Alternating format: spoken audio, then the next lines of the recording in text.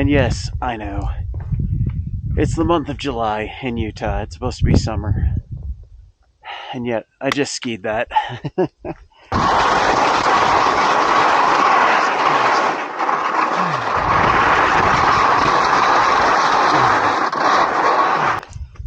So, Colorblind Architect here, coming to you from Alta Ski Resort. And obviously, today it is not open for skiing, but because it's Forest Service land, I can ski on this so long as I take my life into my own hand. And of course, sometimes when you're hiking, you come across spots that are just not a good spot to be hiking. And had I recognized it earlier, I could have hiked around or even skied down this section, but that's okay. So, as I mentioned, it's July, and typically in the summertime, people are not skiing. But of course, I'm me. I'm a weirdo, and I happen to like skiing so much that I'm willing to hike up a mountain just so that I can ski down. Now, of course, the snow quality is utterly horrible today. But, you know, you want to expect good snow this time of year. But, hey, look at that. Found the trail.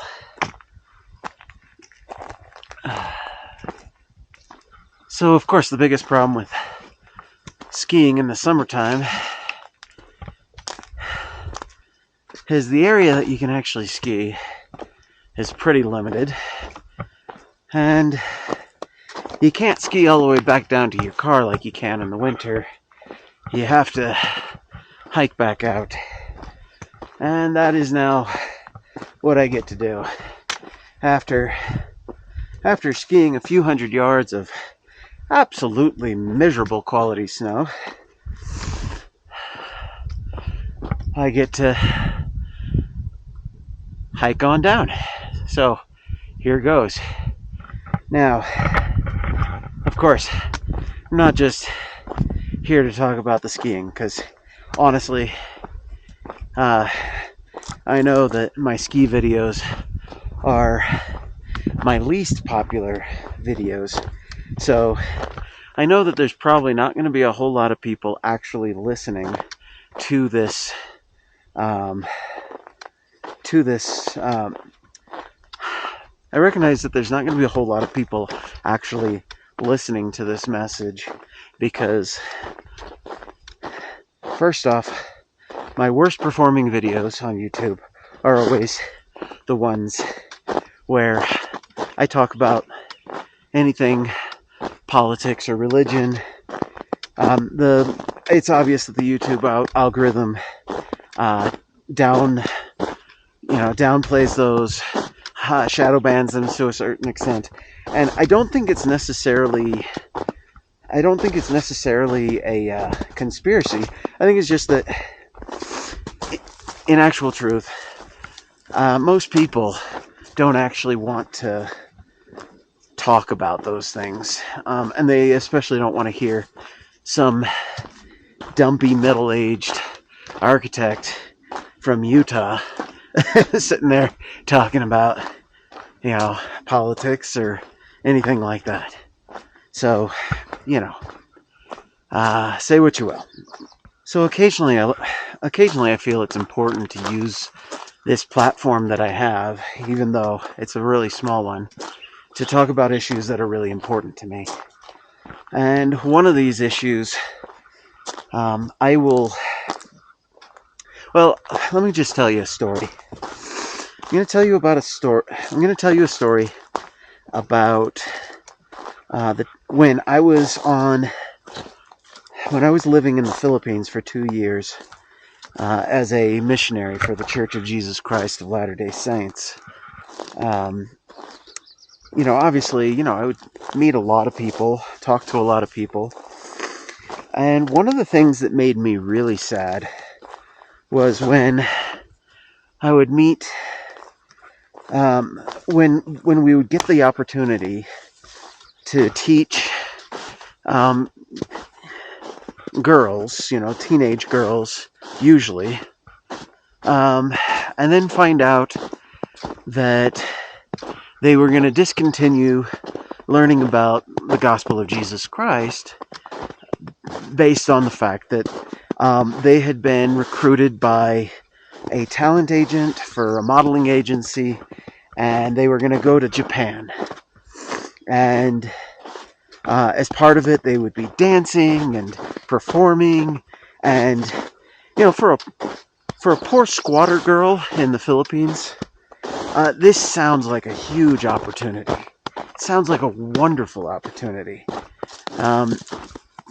Unfortunately, we had already talked to enough people throughout the Philippines. I already knew the truth about what actually happens with those. That what was actually happening was that these were sex traffickers. That the recruiters were actually not trying to find models or dancers. What they were doing was they were tricking these young girls into signing up for this contract, and then they would get taken to Japan and they'd be locked away. The organization, the traffickers, they would actually take the passport from the girl and keep it from them, and then they'd be forced to do lewd and lascivious dances, and also act as escorts, let's say, ladies of the night, for these rich Japanese business people. Now, fast forward to today, I've learned that this is actually a fairly common thing throughout the world, that young people, especially teenagers, but even sometimes kids under 10 years of age, will be taken from their homes and sold into sex slavery, basically so some rich businessmen who are a little bit too sex addicted to realize that, it would actually be a better thing if you were just committed in a marriage like I am. Because I'll tell you, that's so much easier, so much better. Because having a beautiful wife like I do, and getting to come home to her every day and, hold her, to me, that is my idea of heaven.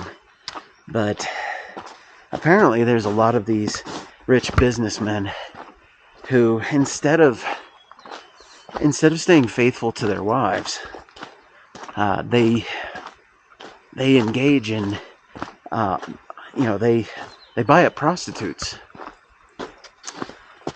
And a lot of times these prostitutes are not actually of legal age. Now, one of the things that's really disturbing about this is that, people argue. People will try to argue that prostitution is actually a good thing, that it's the oldest profession, and then they try to make it out like, oh well, these girls are willing and they're doing it. It's like, okay, yeah, but they're underage. First off, they're underage. Second off, they were taken by force, or they were tricked. And then once they're tricked into that position, they're not actually free to leave. They're forced to stay there and continuing to serve up, multiple times a night to multiple guys. And like I said, a lot of these guys don't even realize that these are underage girls. Some of them do. And it's not just girls, it's also boys. Unfortunately, the homosexual sex trade is also very common. So why am I talking about this? Well, the new movie Sound of Freedom is out in theaters here in the United States. Now, I know only about 20% of my viewers are in the United States. And to the 20% of my viewers who are watching this video, here's what I'm going to say about Sound of Freedom. Here's my review. The Sound of Freedom is an excellent movie. It is artfully done, and also very tastefully done. I mean, it's talking about a very dark and evil subject. A subject which, I mean, honestly, my greatest fear was, what are they going to show in this movie? Is it going to be something that will make me feel like I've defiled myself by watching it? And no, it was clean. The subject matter is very mature. But, I brought my 11-year-old daughter to this movie, and I was amazed at how well she handled it. We were all, like, our whole family, we were crying the entire movie. Like, and if I wasn't actually actively crying, I was on the verge of tears, because it was such a powerful film.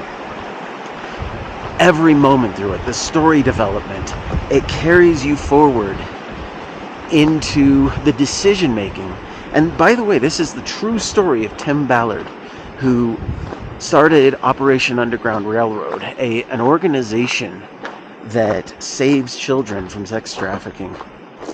But the movie itself never mentions that organization or Tim Ballard's other organization, the Nazarene Fund, which saves persecuted Christians in places like Syria and Iraq from torture and abuse by the Muslim terrorists in those areas. And I want to make that clear. We're talking about the terrorists, not the general Muslim population, because I have a lot of good Muslim friends. They are good, honest, decent people, and they respect Christians. But I digress. Back to the movie. So Tim Ballard was an agent for the Department of Homeland Security in the United States. And he became frustrated realizing that even though he was locking away all these pedophiles as part of the child pornography sex crimes unit, he wasn't able to save the children. And at this one point when he was working the border, he actually ended up getting to save a child. And it was this child, Miguel, featured in the film. Obviously, this was an actor in the film, but it's the true story of the first child he saved. And this child, true story, had a necklace around his neck that had the name Timoteo, or basically Spanish for Tim. And Tim Ballard, when he had told Miguel that his name was Tim, the child pulls out the necklace and said, "You're my angel," and proceeds to ask him to save his sister. Well, the movie progresses. He ends up setting up a sting operation in Colombia, and the U.S. government, pulls the plug on the operation. They said, "Nope, out of budget. This is not out of our jurisdiction. You're not doing this." And so Tim had to make the hard choice of quitting his job or staying at his job for the next 5 years and getting his pension. Well, in talking with his wife on the phone, his wife said, "You are not leaving Colombia without those children. You will not risk my eternal salvation by not getting those kids." And see, I'm tearing up again, because this is such an important issue. Because these children They deserve the dignity and the freedom to grow and and not be abused by creepy old men. They they they should be able to have a childhood. And I think probably 99% of us in this world would agree with that. But unfortunately, there is a small minority, but a very powerful minority of people who are willing to abuse children for their own sexual gratification. And so this movie, it just so powerfully hit on these subjects, so powerfully shared the message without ever actually showing any actual vile acts, but you definitely knew that the acts happened, which I think was really important, because I think too often movie makers try to make a movie that shows everything, shows the blood, guts, and gore, and even shows the sex and all that stuff. And honestly, I just want the story. I want a good story. When I go to a movie, I want to see a good story. But in this case, it's an excellent story, and it's a true story. And the movie was so beautifully done. So please, please, go see this film. If you are in the United States and you're able to go see it in the theater, please do. Don't worry about money. You can go to the Sound of Freedom movie website. Just Google it. You'll be able to find it. They do have free tickets available. And the reason why they have free tickets available is because at the end of the movie, the lead actor, Jim Caviezel, gives a special message and talks about the importance of this issue, and then puts up a QR code in the theater so that, and everybody in the theater I was at, pulls out their phone and they're all snapping pictures, of that, so that they could then proceed to donate by what Angel Studios calls paying it forward, by buying a ticket for somebody else, so that other people can see it for free, which is such a cool method to help people come see the movie. Well, moving on to those of you outside the United States, and I recognize a lot of you are probably going to think, okay, well, then how do I see this? Because it's not in the theaters. Well, so I've been following what Angel Studios has been talking about, and they have indicated that in August they will be opening this movie in theaters in other parts of the world. I don't know which countries will be getting it, but it will be available. And I have also heard the owners of Angel Studios, Jeff and Neil Harmon, they have indicated that they will take up Elon Musk on his offer to have them host it on Twitter.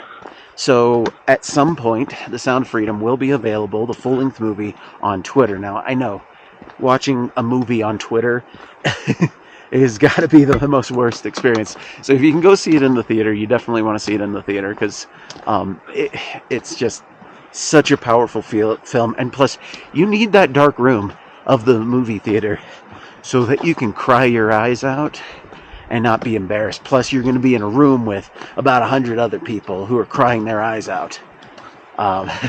And so you'll get to cry your eyes out together and not feel so bad about being a little baby.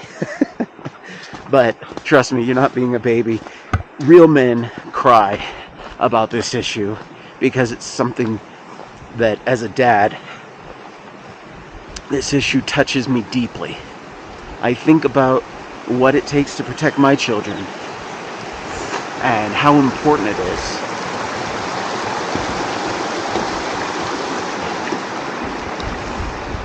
And here's a little nugget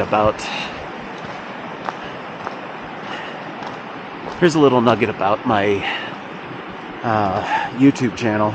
The statistics tell me that 90% of my subscribers and viewers are male. And of those, the vast majority of them are young men, 25 to 40 years old.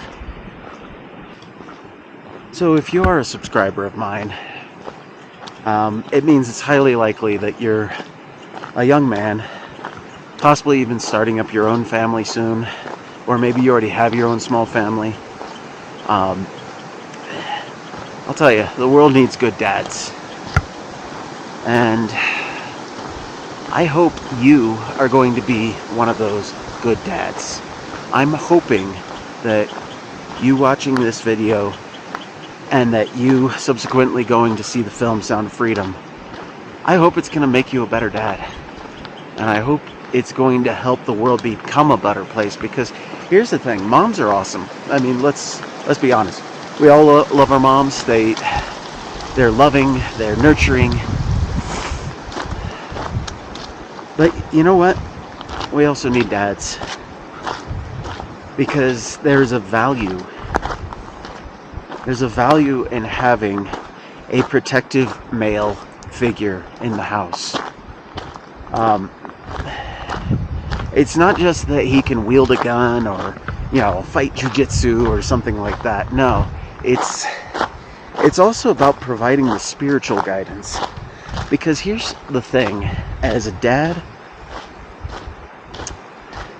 the biggest way that I protect my children is by teaching them good principles. And by teaching them good principles, they're able to make wise choices. And if they're able to make wise choices, then they're able to stay away from the criminal element that would try to enslave them, either with drugs or with, sex trafficking or whatever it is. The important thing is there's a lot of hazards out there, and it's important for us as dads to do our job in protecting our children from that. So concerning protecting your children, as I said, internet. So, internet security is one of the things that you need to deal with. So make sure that you have a good filter for your kids.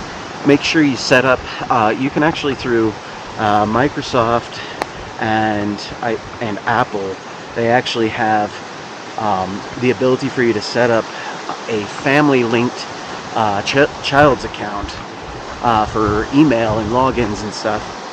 And then on your computer, you can actually set up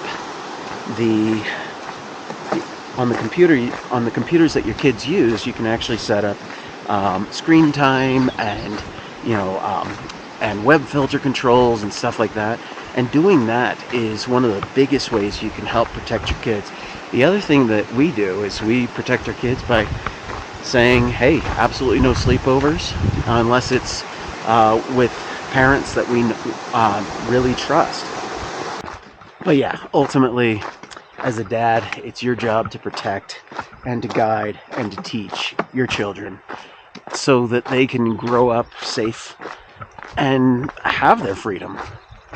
Because there's nothing worse than for a child to not only be enslaved into dark, evil things, but then once they're an adult, they're still enslaved by those same things. So enough about protecting your kids. I ultimately wanted to encourage you to go see the movie Sound of Freedom, and hopefully you've enjoyed this review. Hopefully you've also enjoyed the skiing that I put in at the beginning of this video. I know I didn't enjoy the skiing. Actually, I did. It was horrible skiing, but I mean, come on. When you're skiing in July, you're not really looking for like excellent powder skiing. You're just wanting to get it done so that you can, have done it. Anyways, I'm gonna head on back. It's getting later in the morning now, and so it's time to get back to my office and to continue working. My next video is going to be on the new ArchiCAD 27. I'm going to take it out for a test drive with the new technology preview, which is now available. And anyways, I'm the Colorblind Architect. Peace out.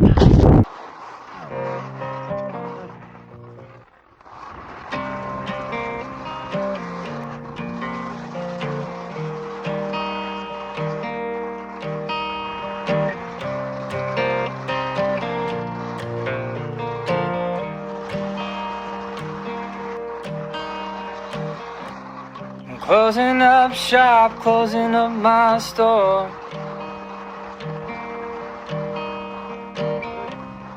I know this city doesn't need me no more, and I know it ain't no mystery. I'm going on back to Bear Country.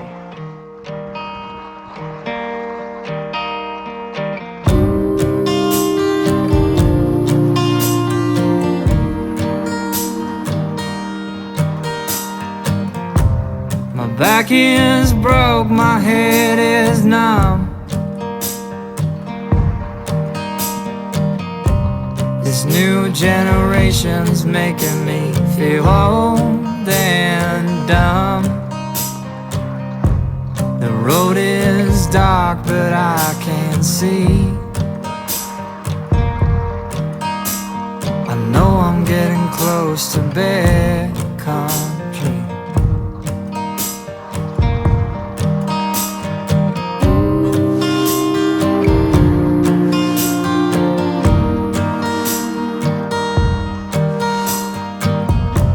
The city was killing me, now I know. And it was her.